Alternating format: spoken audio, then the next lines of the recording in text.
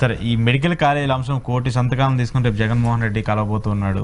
ఇది ఒక వైబ్రెంట్గా తీసుకెళ్తుంది జగన్మోహన్ రెడ్డి మెడికల్ కాలేజెస్ మీద. కానీ గవర్నమెంట్ నుంచి ఎట్లా ఒక రియాక్షన్ రాలేదు. వాళ్ళు ఏమో ప్రైవేటీకరణకే మొగ్గు చూపుతున్నారు. ఇంకా పీపీ అని దాన్ని ఇంకా ప్రమోట్ చేసే పరిస్థితి వస్తుంది. చేయమనండి సార్. వినాశకాలే విపరీత బుద్ధి అని ఒకటి ఉంటుంది. ఎప్పుడైనా సరే పోరాటాల గడ్డ తెలంగాణ. ఇవాళ విభజించారు చేతకాంత ససవతనంకి. కానీ తెలంగాణ గడ్డ మీద ఉన్న పోరాట స్ఫూర్తితోనే విశాఖ హుక్కు, ఆంధ్రుల హుక్కుని సాధించుకున్నాం. మర్చిపోవద్దు. సో ఒక పోరాట స్ఫూర్తి ఒక ప్రాంతపరంగా ఇవాళ విభజించిన తర్వాత కూడా స్ఫూర్తి ఎలా ఉంటుందంటే, మీకు ఈ ఆర్టిఫిషియల్ అమరావతి ఉద్యమాలు లాంటివి చూసిన తర్వాత, నేను ఎందుకు చెప్తున్నానంటే ఆర్టిఫిషియల్ అమరావతి ఉద్యమాలు అన్నది ఒక ప్రభుత్వం రిట్ ఆఫ్ మ్యాండమస్ తీర్పుకి గౌరవిస్తూ 3 రాజధానుల బిల్లు విరమించుకున్న తర్వాత కూడా వీళ్ళు ఈ రోజుకి కూడా దాన్ని పబ్లిసిటీ చేసుకుని అవే మాటలు వీళ్ళ నోట్లోంచి వస్తే వినసొంపుగా ఉంటున్నాయి.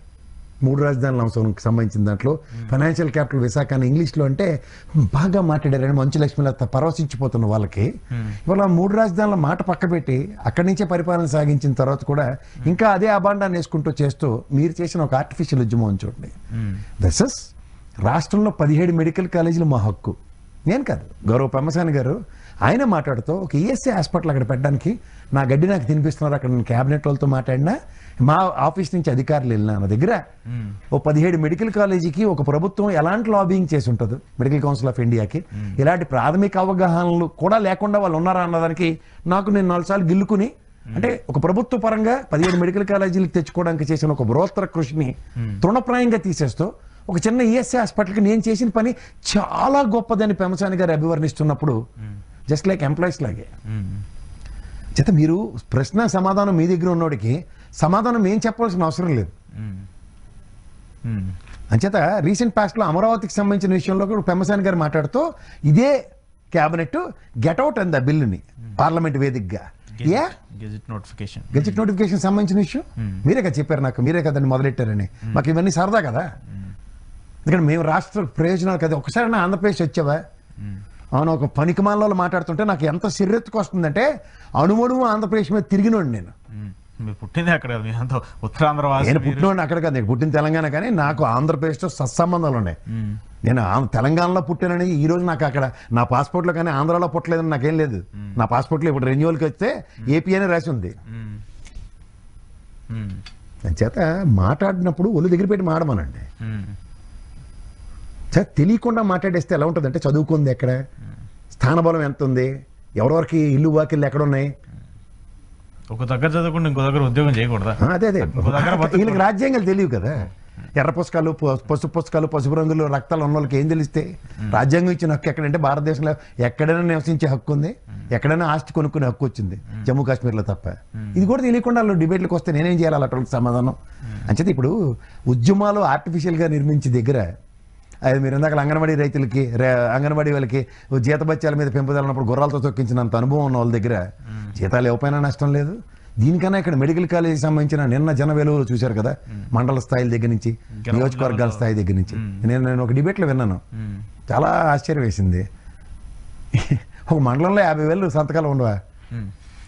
7 పార్లమెంట్ సెగ్మెంట్లలో మొత్తం రాష్ట్రం మొత్తం మీద 175 నియోజకవర్గాలు 1 కోటి సంతకాలు సంపాదించడం పెద్ద వింత.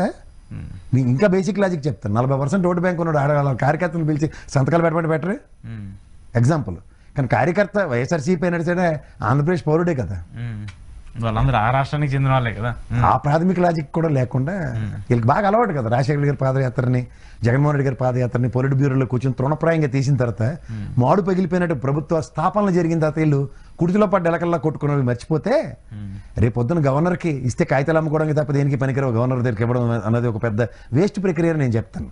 అంటే అంతే ఏం కాదు ఏదో, ఎందుకంటే ఏదైనా అబద్ధాలు కూడా పార్లమెంట్ అసెంబ్లీ వేదికగా చదివే అంత నేపథ్యం ఉన్న గవర్నర్లు ఉన్నప్పుడు కనీసం ఆ అబద్ధాలను కూడా సరిదిద్దుకోకుండా ఇదేట నాతో ఇలాంటి అబద్ధాలు చెప్పించారని గవర్నర్ ఆఫీస్ నుంచి ఒక మెమో కూడా ఇష్యూ చేయని దౌర్భాగ్య స్థితి చూస్తున్నప్పుడు ఇవాళ ఒక అపోజిషన్గా జగన్మోహన్ రెడ్డి గారు వెళ్ళి 1,20,00,000 పైచీలకి సంతకాలు సబ్మిట్ చేస్తే 1/4 పీపుల్ ప్రజల యొక్క డిసెంట్ అది.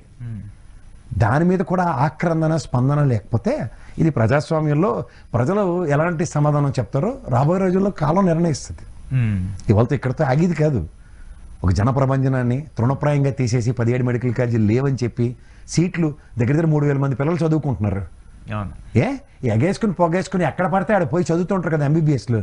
కళ్ళ ముందు నీ పిల్లడు ఇంట్లో కూర్చొని చదివితే ఒళ్ళు కొవ్వెక్కిపోయింది ఒక్కొక్కడికి, లేకపోతే మతంతో ఈ ఫారెన్లోనే చదవాలన్న ప్రాతిపదిక ఉందా? లేదంటే విదేశీ దౌత్యం చేసి ఎలాగైనా ఉక్రెయిన్ లాంటి దేశాల్లో యుద్ధ వాతావరణం అప్పుడు మెడికల్ కాలేజీ చదువుకున్న పిల్లల్ని వెనక్కి తీసుకురాడని తల్లిదండ్రులు అరణ్యవాదనలు చేస్తారు కదా. బాధ్యత ఉండక్కర్లే మీకు? డిస్ట్రిక్ట్ హెడ్ క్వార్టర్స్లో మీకు కళ్ళ ముందు మెడికల్ కాలేజ్ ఉండి 50-100 సీట్లు దాంట్లో వస్తుంటే ఎంతమంది విదేశాలు పంపించి చదివిస్తున్నారండి? అదే పని ఇక్కడ కళ్ళ ముందు పిల్లలు చదివించుకుంటే ఆ పాటి ఇంగిత జ్ఞానం కూడా ఉండదా? అవన్నీ ఆలోచించుకోమనండి. ఇది ప్రజాస్వామ్యంలో ఒక గవర్నమెంట్ హాస్పిటల్కి, నేను కాదు లోకేష్ గారే చెప్పారు కదా, కేరళలో మెడికల్ హాస్పిటల్కి వెళ్తే గవర్నమెంట్ హాస్పిటల్కి ఆ వైద్యం చూసి పరవశించిపోయాడు కదా. మరి అలాంటి వైద్యమే అలాంటి పరికరాలతోనే కదా కడపలో పులివెందులో చేసింది, ఎత్తుకొచ్చారు కదా గుంటూరు రిమ్స్కి కావాలని. అలాంటి సోఫిస్టికేటెడ్ ఎక్విప్మెంట్ కొనలేరా? అసలు ఆరోగ్యశ్రీనే లేపేస్తున్నారు. ఓ పక్క ఆయుష్మాన్ భారత్కి అతిగతి లేదు. పెమసాని గారు చెప్పారు కదా, తీసుకురండి ఎంతమంది రెన్యువల్ అయ్యాయో, ఎంతమంది ఎన్రోల్ అయ్యారో చూద్దాం. ఏ ప్రాతిపదిక మీద ఏ మెడికల్ హాస్పిటల్తో టైప్లు ఉన్నాయి ఆయుష్మాన్ భారత్ చెప్పండి, లిస్ట్ ఎక్స్ప్లోర్ చేసారా?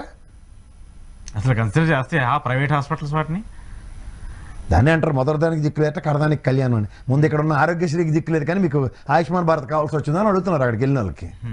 ఆరోగ్యశ్రీ 3,200 3,500 కోట్లు ఉన్నాయి ఎంతవరకు.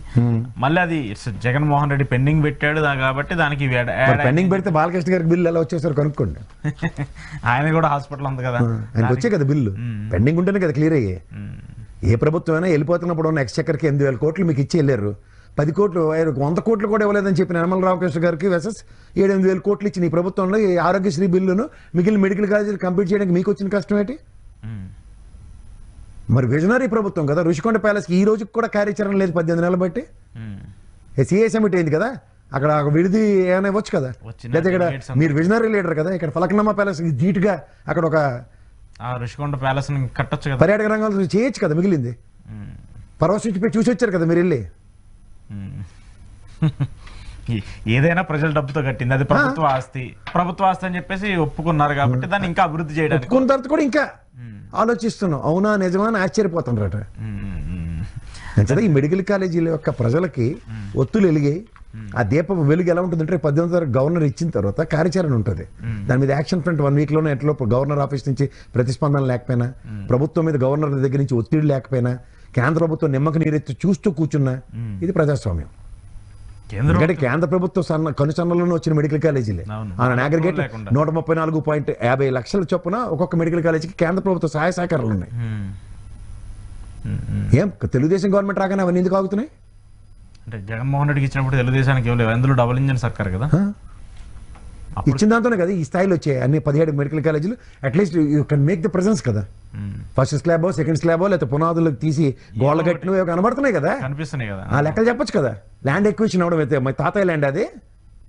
ల్యాండ్ ఎక్విజిషన్ చేయడమే చాలా పెద్ద ఆయన అగ్రిగేట్ 50 ఎకరాల పైన ఉన్నాయి ఒక్కొక్కటి. ర్యాండమ్ గా 2-3 ఉన్నాయి అనుకుంటా, 20-30 ఎకరాల లోపున. మిగిలిన 50 ఎకరాల పైన. కాస్ట్ వాల్యుయేషన్స్ తీయండి.